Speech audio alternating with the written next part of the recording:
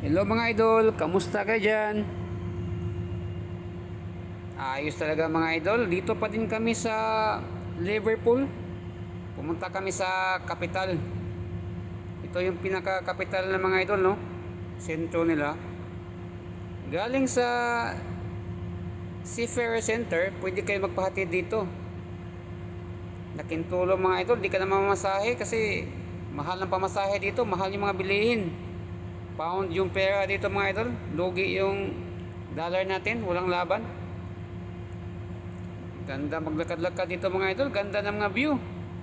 Kung makita nyo itong explore mga idol, dito banda yan, nandyan yung museum nila.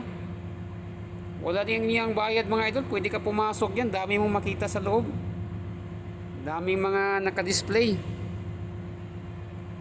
Yan mga idol, oh. Walang bayad, daming tao din dito sa loob. Lalo pag linggo. Makikita mo itong mga iba't ibang klaseng ibon, mga baril. Dami nakadisplay mga idol. Kaya sulit na sulit pag dito ka sa capital pumunta. Nakadisplay din dito yung bisikleta ni Philip Williams.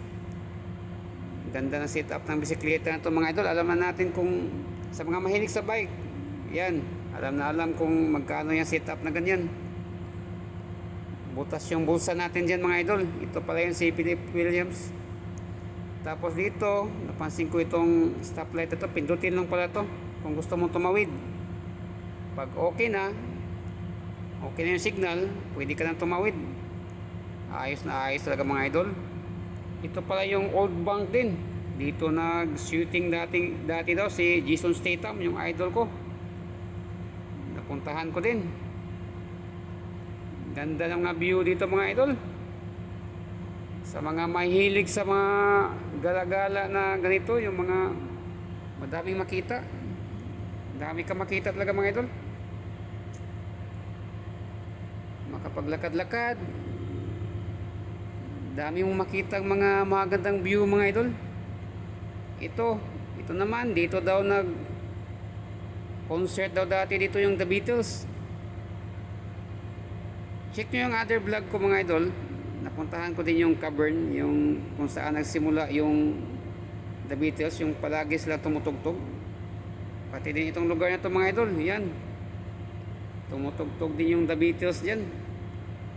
Sulit talaga mga idol. Sarap gumala dito. Medyo mahal talaga yung bilihin, wag lang panay bili-bili. Mga souvenir mga idol, madami din dito. Sulit talaga mga idol, ayos talaga.